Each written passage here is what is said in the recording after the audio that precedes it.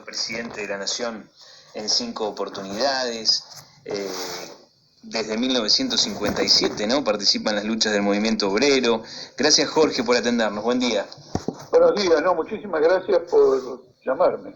Bueno, queremos compartir su mirada sobre la actualidad, su análisis sobre lo que estamos viviendo en nuestro país, en la política argentina también. Veo que el gobierno nacional, bueno, tiene estas luchas, por un lado todo lo que pasa con la pandemia, todos los efectos, por otro lado muchas actitudes, ¿no?, destituyentes.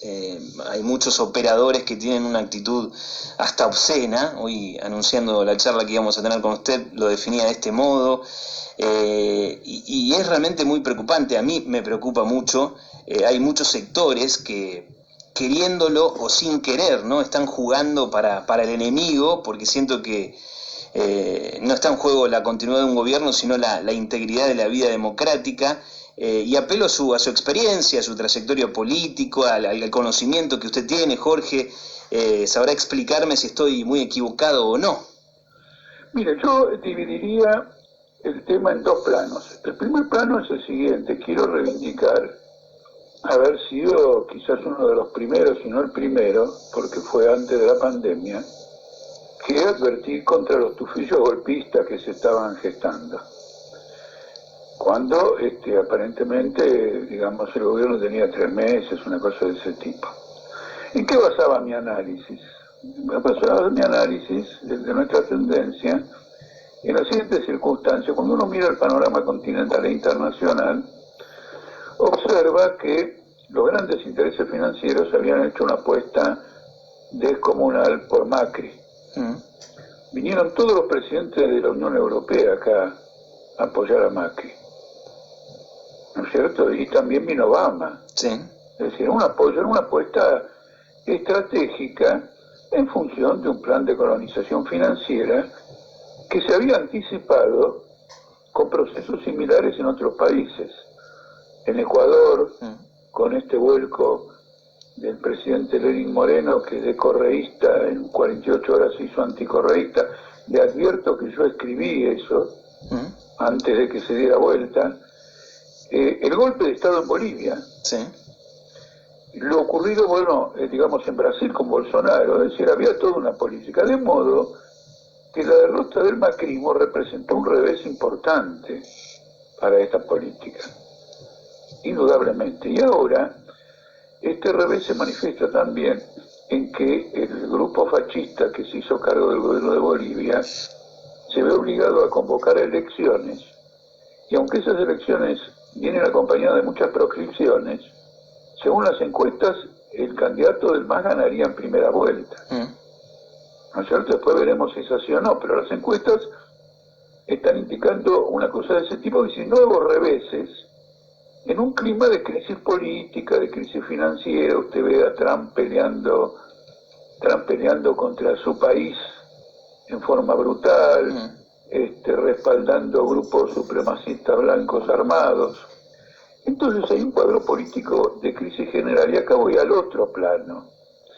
Esto no es simplemente un ataque a Alberto Fernández al frente de todos, es la expresión de un impas de la burguesía frente a la crisis. Porque si en lugar de Alberto Fernández estuviera Macri, ahora estaríamos volando por los aires, y ya estamos volando por los aires también. Sí. Acá hay una crisis global del capitalismo. La pandemia puso de manifiesto la contradicción brutal entre el capitalismo y la supervivencia de la humanidad. Porque con esta pandemia descubrimos que no tenemos respiradores, que no tenemos hospitales, que no tenemos personal médico, que todo eso no lo tenemos por política de ajuste, que lo tenemos por política de privatización sanitaria, por política de entrega de tierras fiscales a grandes grupos empresariales. Esto lo hace este hombre Larreta en la ciudad, y lo hace Capitanich en el Chaco. Capitanich acaba de aprobar hace, 2 o 3 meses un proyecto de ley, lograba aprobar un proyecto de ley en la legislatura que le permite, digamos, vender, que generalmente se vende muy barato, se vende a precio de remate, los terrenos fiscales para grandes proyectos inmobiliarios en el cual se mueve dinero negro.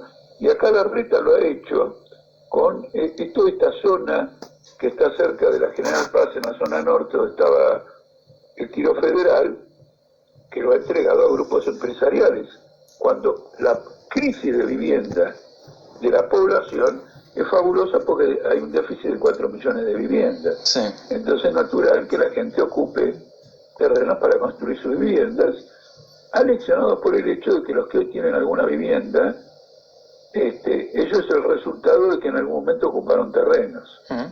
Entonces, como usted ve, el otro plano, fuera del puramente golpista, o como usted dijo, destituyente, Sí.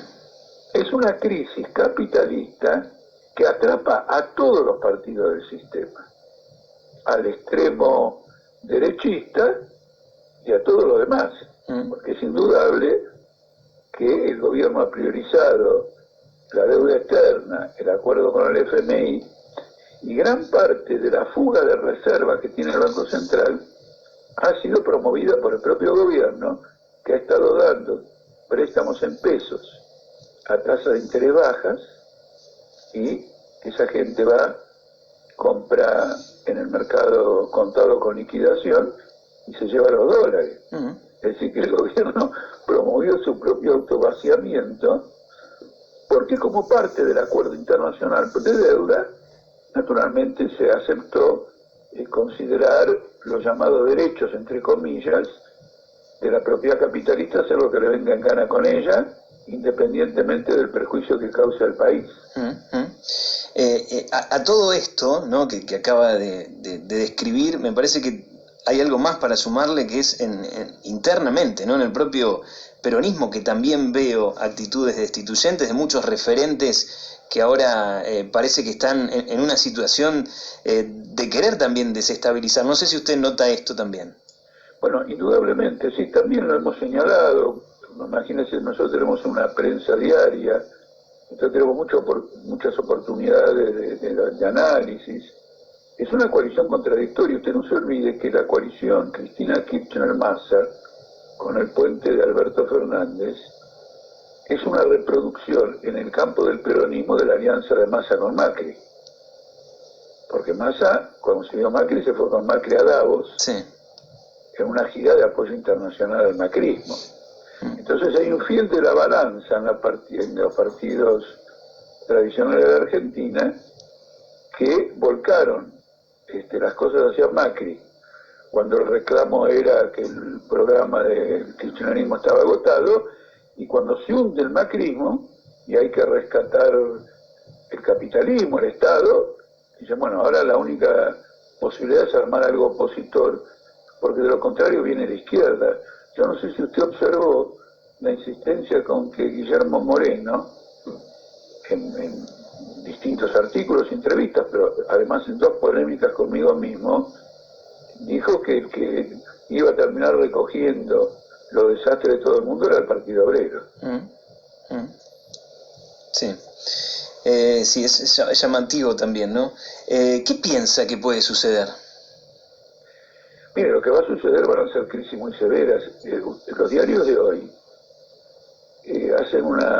los diarios en general comentan el INDEC, las estadísticas, sobre los niveles de desocupación, etcétera, y más o menos señalan distintos aspectos que son relevantes, etcétera. Hay uno que no señalan, y es que si uno proyecta lo que está ocurriendo ahora hacia una reactivación en el futuro, se da cuenta de que eso no va a ocurrir, que el nivel de demanda de la población ha sufrido una caída histórica que bloquea cualquier posibilidad de reactivación, por lo menos en 3-4 años. Ahora, si no va a haber reactivación y se van a agravar los problemas de pobreza y de enfermedad, Argentina va a ir a una crisis social aguda. Nosotros abogamos para que la izquierda y el Partido Obrero y nuestra tendencia, etcétera, estemos preparados para hacer la salida de esta situación. Inclusive yo imagino que si se llega a las elecciones parlamentarias del año que viene, usted va a notar un derrumbe de los partidos tradicionales, porque ya en varios lugares ha empezado que se vayan todos, es decir, vuelve una conciencia de que es el sistema en su conjunto el que no va. Y ahí la izquierda naturalmente tiene que jugar el rol positivo de ofrecer una salida. Hace un tiempo usted dijo que la izquierda es una fuerza agotada. ¿Está en condiciones de estar y de tomar este desafío la izquierda? Ocurre lo siguiente, ese es un desafío ya. En realidad no, el concepto de izquierda agotada quizás es un poquito... Lo que yo me refiero efectivamente es el siguiente. En la izquierda está el frente de izquierda y de los trabajadores. La política de este frente izquierda de los trabajadores no va para más, porque es una política que no tiene previsto una crisis de fondo, no tiene previsto un impasse completo del sistema social y político en el que vivimos, y se ha trazado una ruta de acumulación de progreso en el campo parlamentario. Quiere decir que no es el desafío que tenemos. El desafío que tenemos es dar una salida a una situación que se va a convertir en una rebelión popular como la que enfrentó Piñera en Chile, la que enfrenta Duque en Colombia, la que enfrenta los fascistas bolivianos en Bolivia, la que enfrenta el mismo Trump en Estados Unidos, o la que enfrenta a Putin en Bielorrusia. Yo le doy todos estos ejemplos porque estamos ante un fenómeno mundial, un protagonismo sin precedentes. Entonces la izquierda, lo que se le agotó es esta política. Si insiste en esta política, no va a figurar ni en cuarto lugar como alternativa. Ahora, si a través de un debate comprendemos la naturaleza de la situación que se vive, y si la izquierda la salida. Todos, si se comprende. Ahora, nosotros asumimos la responsabilidad en la medida en que entendemos que tenemos una comprensión mejor de la situación, de impulsar la organización de los trabajadores, sus luchas, etcétera. Argentina tiene un movimiento obrero, tiene una clase obrera que históricamente ha jugado un papel directivo, de vanguardia, que probablemente a lo mejor no lo tienen otros países. Entonces usted ve un estallido popular de muchas clases sociales, pero falta una dirección. Acá podríamos contar con esa dirección y por lo tanto ofrecer una salida. Esa salida es que gobiernan los trabajadores, de lo contrario van a gobernar los vaciadores. Y si gobiernan los vaciadores, Argentina se terminó. ¿Cómo analiza el crecimiento, o si es que lo ve de este modo, ¿no? De la ultraderecha, del fascismo? Hay tantas expresiones ahora aparecen que han ganado las calles, ¿no? en nuestro país como nunca, y hay un evidente avance. Seguramente 4 años de macrismo y de neoliberalismo puro gestaron, ¿no? como una tierra fértil para que vuelvan a crecer, y hoy están como están. ¿Cómo analiza este avance? Su observación ameritaría una conclusión diferente, porque después de los 4 años de macrismo, sorprende que haya alguno que todavía piense que el neoliberalismo sirve para algo. Cuidado. Que fíjese que inclusive en neoliberales de otros países, como en inglés Boris Johnson, está discutiendo fervientemente un impuesto a la riqueza que supera holgadamente la parodia que van a hacer acá, porque lo que van a hacer acá es una parodia esta de Heller y el Frente de Todos. Después, si usted quiere, se la comento. Pero es decir que ante la envergadura de la crisis hay una comprensión de que el Estado tiene que jugarse todo. Ahora, al mismo tiempo el Estado, si es por eso, se está jugando todo en rescatar a los grandes fondos internacionales. El Banco Central de Estados Unidos, que tenía comprado bonos de fondos internacionales por 4 billones de dólares, es decir, 4 millones de millones de dólares, aumentó en 3 meses esa compra a 7 billones. Es decir que la crisis está arrastrando el sistema financiero y también el sistema fiscal. Argentina, según dicen los que analizan esto, tendría un déficit fiscal del 7% del Producto Bruto. Estados Unidos tiene del 11%. Y Argentina tiene una deuda del 100% del Producto Bruto y Estados Unidos tiene del 140%. Entonces, como usted ve, en principio, toda esta experiencia neoliberal debería llegar a lo contrario. Ahora, ¿qué ocurre? Al haber una ruina social de esta envergadura, hay sectores de clase media que temen por su pequeña propiedad, que creen que viene el comunismo, Sí. es decir, que si a un trabajador le dan un IFE, es decir, que le dan un ingreso familiar de 10.000 pesos, que nada, y eso es comunismo, que dice que ha perdido los estribos. Ahora, todavía en ningún lugar del mundo este fenómeno tiene una amplitud popular, en ningún lugar del mundo. Son alentados por los estados. Yo le comentaba a un colega suyo de Buenos Aires que había ido a dar una vuelta por el centro el día de un banderazo. Sí. Y entonces me interesa en ver, no mire para el obelisco y todo lo demás. No hay a nadie. Usted después se da cuenta que TN los enfoca de tal manera que parezcan muchos. Sí. Entonces se ve las primeras filas. Cuando te muestran las primeras filas en una foto, en la televisión, quiere decir que no hay nadie. Cuando hay mucha gente se toma de mucho más alto y se ve la mancha enorme. Ahí lo mismo que en Río Negro, van todos en auto. Eso ocupa más espacio callejero. No es para darle tanta importancia, entonces. No, sí, con el fascismo hay que darle importancia, apenas hay dos fascistas hay que darle importancia. Porque el peligro es mortal. No, yo no le niego importancia. Yo lo que estoy diciendo es que no exageremos que haya una adhesión popular. ¿No es cierto? Sí. Y esto es importante porque es fácil dar cuenta de esto, de superarlo, movilizando a los trabajadores. Sí. ¿Ustedes quieren ver quién lleva más gente al obelisco? Bueno, compitamos. Recién hablaba de la parodia del impuesto a la riqueza. ¿Por qué la define así? Porque si usted mira el proyecto de ley, la plata no va para los trabajadores, la salud, etcétera. Un 25% va para subsidiar petróleo y gas.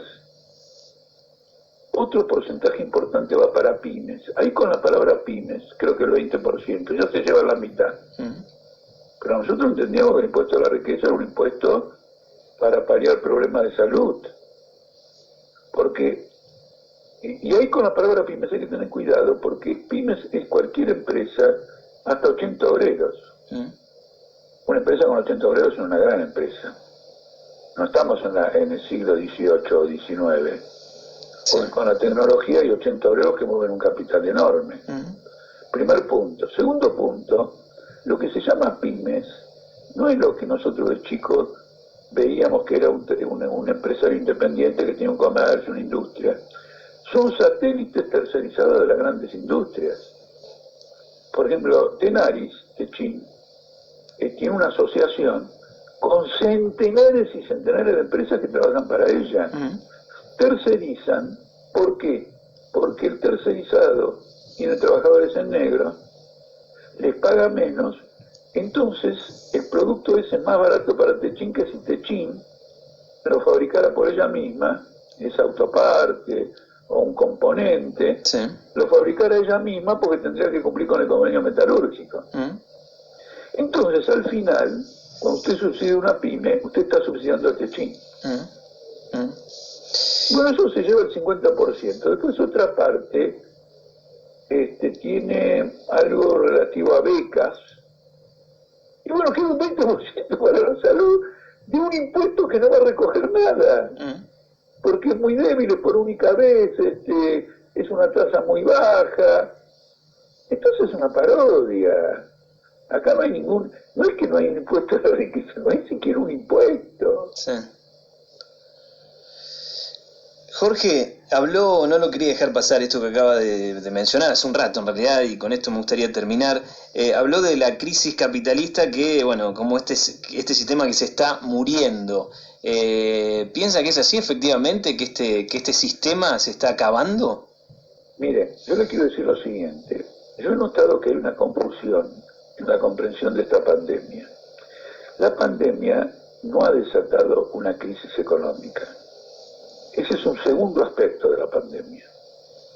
La pandemia ha desatado una crisis existencial, humanitaria. De golpe millones de personas se dan cuenta que si no tienen vivienda, no tienen salud, no tienen un medio ambiente sano, se van a morir.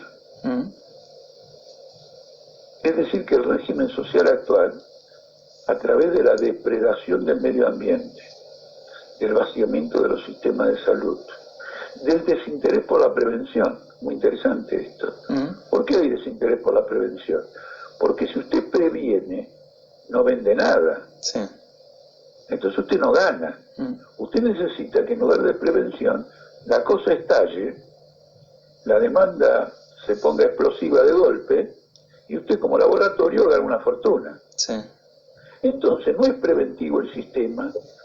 Ya el tema del medio ambiente es brutal. Mire lo que está pasando en Córdoba, lo que está pasando en otro lugar nuestro, en el Delta, luego en California, luego en el Pantanal de Brasil. Son todas operaciones capitalistas de ataque al medio ambiente y en algunos casos directamente es el intento de limpiar el terreno para extender el cultivo de soja. ¿No es cierto? Es una deforestación. Sí. Eso significa la destrucción del ambiente brutal y por lo tanto la aparición de este tipo de virus. ¿No es cierto? Usted piense que este virus plantea un problema muy profundo porque los científicos están diciendo que una vacuna no sería totalmente una solución porque es un virus con una capacidad inaudita de mutación. Entonces usted aplica para esta variante de virus y el virus muta. Sí. Necesita otra vacuna. A lo mejor no se termina de conseguir ninguna.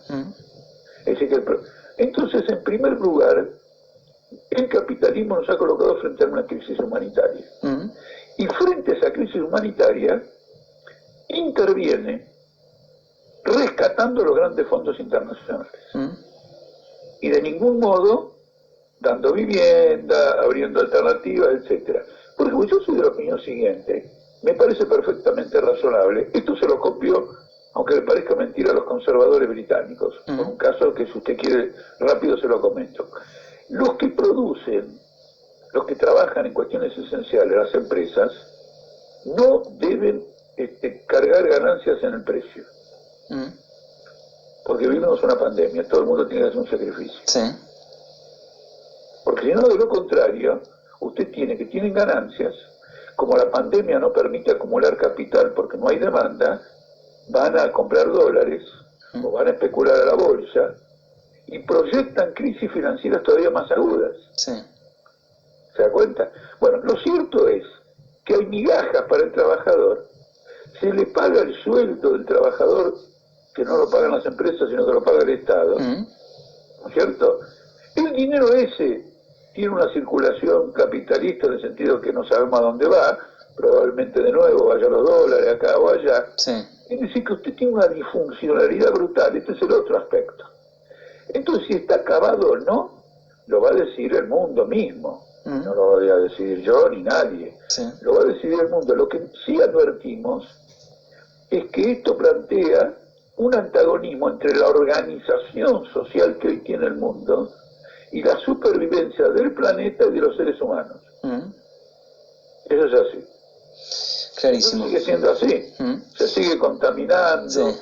se sigue haciendo porquerías, se sigue acumulando capital en forma de finanzas sin ningún tipo de alcance productivo, se sigue construyendo edificios en torres y no viviendas para trabajadores. Eso sigue más acentuado ahora que antes.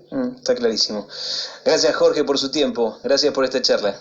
No, yo le agradezco a usted esta llamada y bueno, esperemos que tengamos una primavera para disfrutar. Ojalá. Abrazo grande. Hablábamos con Jorge Altamira, bueno, podríamos estar hablando mucho tiempo más de muchas otras cosas, muy interesante la charla. Acá yo veo muchos mensajes, podrán estar de acuerdo o no, de muchas cosas que dijo, de muchos tramos. Me parece importante poder pensarlo, ¿no? Y estar atento a todo esto. Empezamos hablando de los tufillos golpistas, pasamos por el impuesto a la riqueza, que él lo define como una parodia, hablando de la clase obrera, ¿no? Del movimiento obrero, que además él conoce también. Como dije, viene participando en las luchas del movimiento obrero desde 1957 y vemos aquí, por lo menos, el ejemplo de nuestra ciudad, de la falta, bueno, y él también lo dijo, ¿no? En relación al movimiento obrero, la falta de una dirección, ¿no? Y la falta de representación que hoy tiene la clase obrera, ¿no? Y eso está clarísimo. Y muchas cosas para pensar más, ¿no? Como esta situación de la pandemia que nos ha puesto en una crisis existencial humanitaria.